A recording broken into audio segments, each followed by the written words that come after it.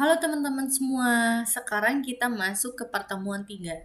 Di pertemuan 3 ini, kita akan membahas tentang abjad. Jadi sebelum kita belajar bahasa Jerman lebih lanjut, kita harus mengerti dulu abjad dan cara pengucapan dalam bahasa Jerman.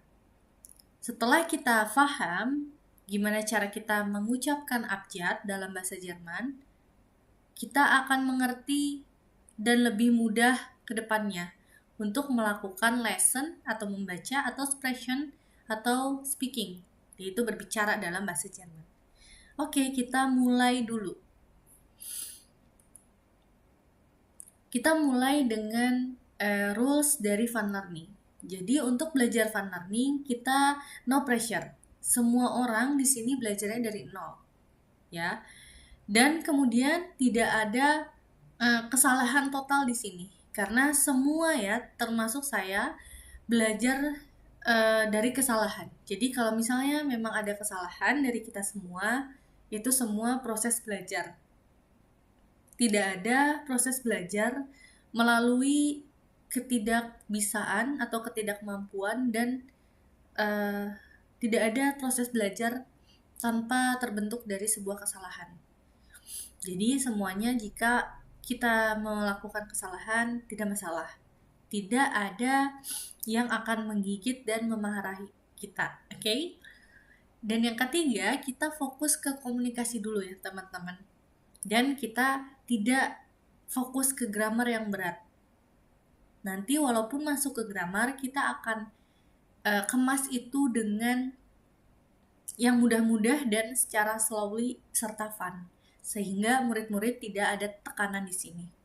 Kemudian yang nomor 4, please be kind ya, karena setiap orang itu memiliki background yang berbeda.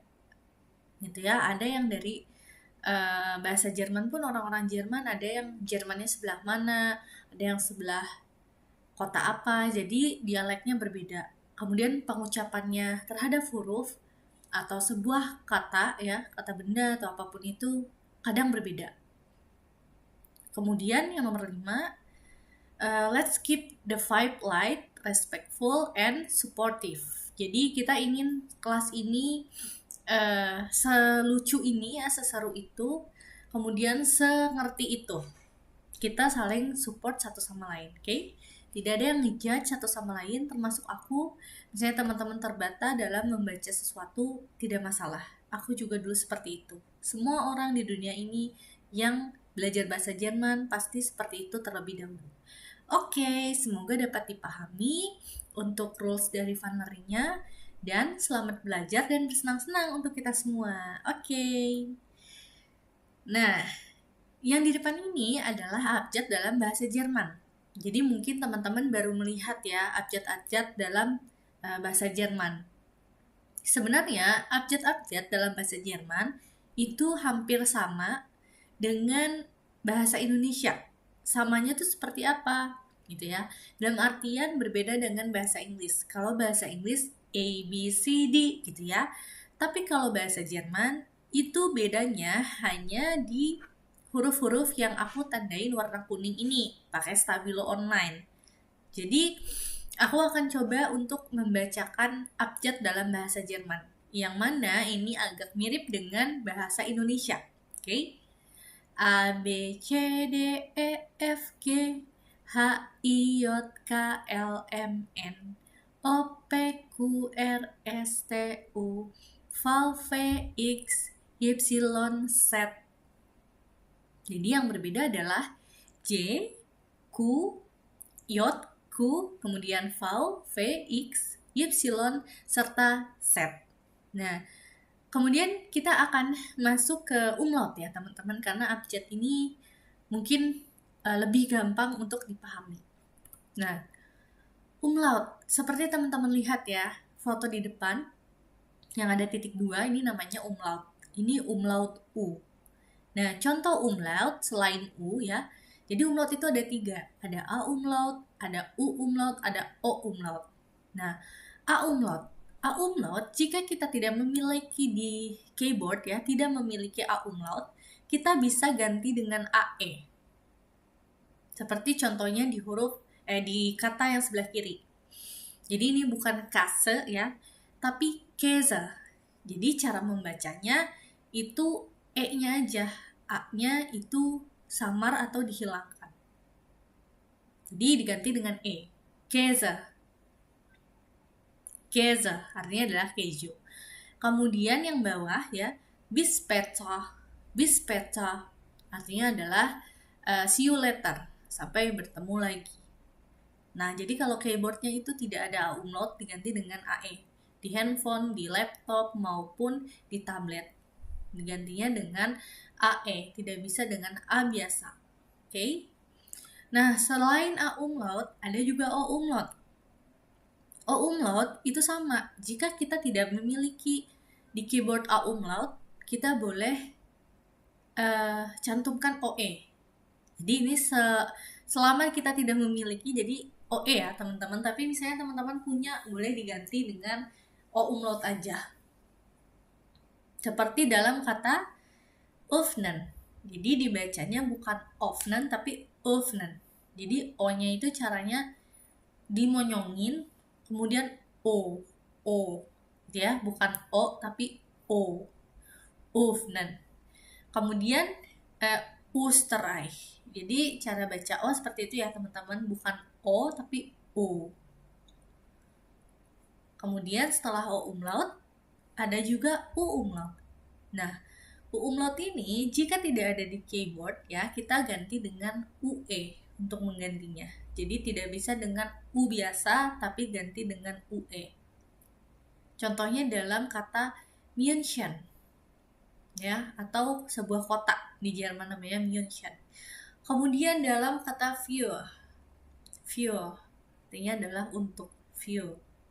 Jadi untuk U umlaut jika tidak ada di keyboard, kita ganti dengan UE. Orang Jerman sudah mengerti. Gitu teman-teman ya. Semoga untuk umlaut ini bisa dipahami.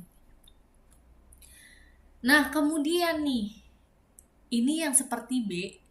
Ini bukan B teman-teman ya. Jika teman-teman di depan menemukan huruf seperti ini, seperti B tapi tidak nyambung ya. Jadi ini adalah huruf spesial Jerman, namanya adalah SZ. Jadi dia adalah between S dan Z. Tapi walaupun ini between S dan Z ya, antara S dan Z, ditulisnya double S. Jadi tidak ada B seperti ini ya, seperti B, SZ namanya. Jika tidak ada SZ, ganti dengan double S. Contohnya dalam kata Straße. Straße artinya adalah jalan, seperti street ya.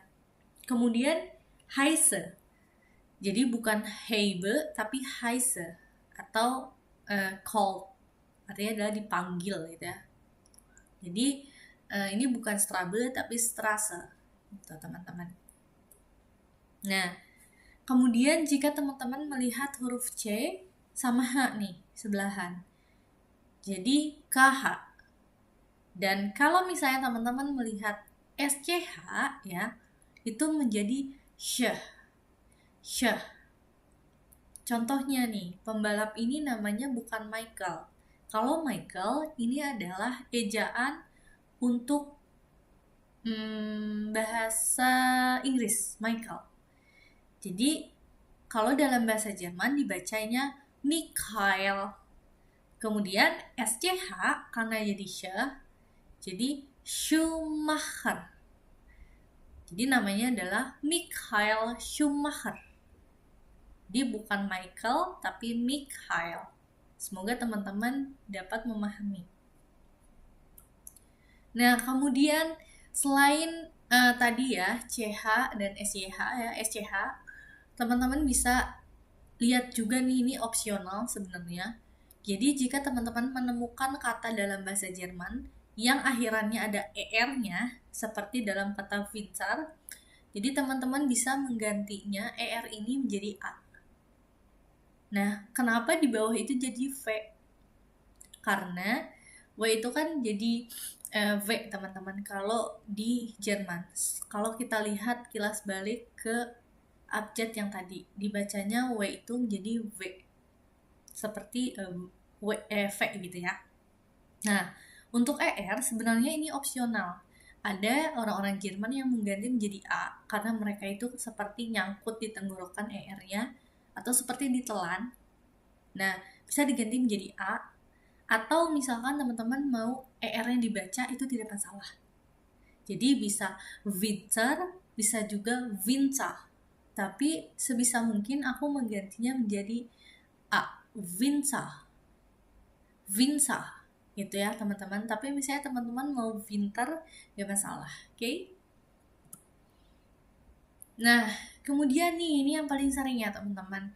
Kalau misalnya melihat ya sama U sebelahan ya dalam kata bahasa Jerman, dalam bahasa Jerman. Jadi sama U itu dibacanya jadi oi. Jadi bukan Deutschland tapi Deutschland. Artinya adalah negara Jerman.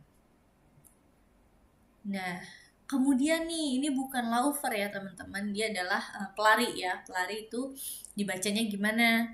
Bacanya adalah Läufer kalau aku. Tapi kalau misalnya teman-teman mau baca Läufer, gak masalah. Nah, kenapa sih jadi Läufer, Frau? Oke, kita bedah satu-satu.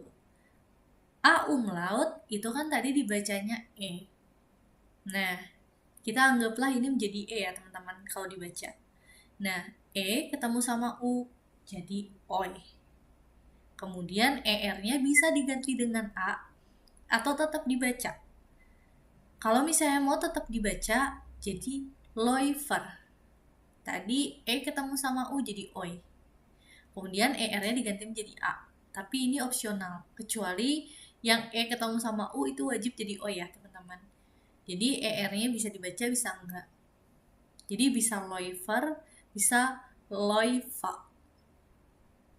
Läufer oder Läufer atau Läufer. Gitu ya. Artinya adalah pelari. Nah, kemudian nih jika teman-teman melihat huruf E sama huruf I ketemu, itu jadi I. Ya. Jadi seperti dalam kata meine Katze. Jadi ini bukan meine ya teman-teman. Walaupun tulisannya meine, tapi dibacanya jadi meine. Kemudian Z ini jadi set. Kalau misalnya dibaca jadi meine Katze. Meine Katze artinya adalah kucingku. Nah, kemudian teman-teman, kalau teman-teman melihat ya huruf C ketemu sama huruf K. Berarti ini huruf K tapi agak ditekan. Seperti dalam kata suruk. Suruk artinya adalah back atau kembali. Suruk. Tuh ya, jadi K-nya itu agak ditekan. Nah, kemudian jika huruf I ketemu sama huruf E. Ini jadi I tapi agak ditekan. Jadi ini bukan biene ya seperti orang Sunda, tapi bine. Bine. Itu jadi bine. Itu ya, teman-teman.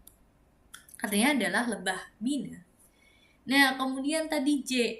Jadi J itu tidak ada dalam bahasa Jerman. Jadi diganti menjadi Y. Jaguar. Jaguar. Jadi bukan jaguar tapi jaguar.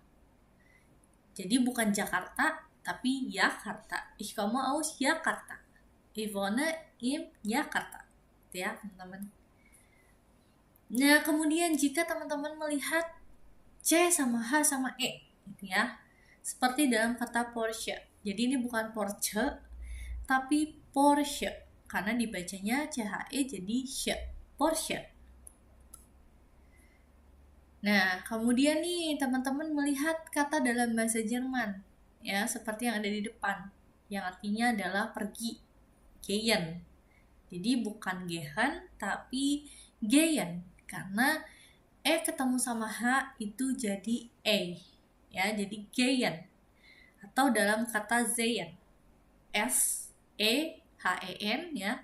Nah, dibacanya itu sehen atau melihat sehen. Nah, kemudian nih mata uang Jerman.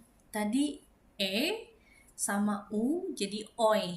Jadi sebenarnya dalam bahasa Jerman itu bukan euro ya, bukan juga euro, tapi Euro. Karena ketemu sama U jadi oi. Jadi euro. Nah, kemudian nih, ini sebenarnya adalah pertanyaan buat teman-teman. Jadi teman-teman boleh jawab sekarang. Aku kasih waktu 3 detik. Ini cara membacanya yang sebelah kiri itu jadi apa? Oke, 1, 2, 3. Oke, dibacanya adalah meine Mutter. Kalau aku meine Mutter. Tapi misalnya teman-teman mau ganti ER-nya tidak diganti, misalnya dibaca aja. Tidak jadi A. Jadi mutar biasa itu boleh. Nah, tapi yang di tengah ketemu sama I itu wajib diganti jadi I. Jadi meine Mutter atau meine Mutter, nggak masalah. Dia adalah ibuku. Meine Mutter. Nah, kemudian nih, jika teman-teman melihat huruf E sama I lagi, seperti tadi, dibacanya jadi mein Vater, gitu ya, atau ER-nya dibaca. Jadi, mein Vater. Gitu, artinya adalah my dad, my father, ayah saya. Gitu. Oke, yang di depan ini, kalau misalnya ikut kelas ya teman-teman akan mencoba satu persatu, tapi karena ini adalah rekaman, aku akan mencoba untuk mencontohkan bagaimana cara lesson atau expression dalam kata-kata yang di depan. Oke? Jadi aku akan bacakan terlebih dahulu dengan artinya, nanti teman-teman bisa coba setelah melihat video ini. Oke? Freund artinya adalah teman. Tschüss artinya adalah goodbye ya atau bye-bye. Itu tapi dalam informal. Kemudian danke, terima kasih. Bitte artinya adalah please ya atau tolong. Atau bisa juga sama-sama. Kemudian Schwester atau sister ya. Kalau dalam bahasa Inggris artinya adalah saudara perempuan. Kemudian Geschenk. Geschenk itu artinya adalah hadiah. Teman-teman bisa langsung ikuti aku sekarang, oke? Sambil aku membacakan. Kemudian yang di tengah, schlecht, artinya adalah buruk atau jelek. Schön, artinya adalah cantik atau indah, bisa juga sangat. Jadi tergantung konteksnya. Kemudian gross, artinya adalah besar atau tinggi. Klein, artinya adalah kecil. Kemudian heute, artinya adalah hari ini. Kemudian jetzt, artinya adalah sekarang. Kemudian yang sebelah kanan, Fuß, artinya adalah kaki. Schule, artinya adalah sekolah. Arbeit, artinya adalah kantor. Kemudian schlafen, artinya adalah tidur. Hand, artinya adalah tangan. Kemudian auf Wiedersehen, artinya adalah goodbye. Atau bisa juga dibaca auf Wiedersehen. Jadi auf Wiedersehen oder auf Wiedersehen. Auf Wiedersehen atau auf Wiedersehen. Itu sama aja. Artinya adalah goodbye. Tapi secara formal. Boleh teman-teman untuk dicoba saat ini sekarang. Oke, sampai sini. Jika teman-teman memiliki pertanyaan, boleh WA aku atau tanya aku langsung saat di kelas. Oke? Kita akan akhiri pertemuan ini. Der Unterricht ist zu Ende. Tschüss und auf Wiedersehen. Bye, danke. Terima kasih teman-teman semua. Auf Wiedersehen.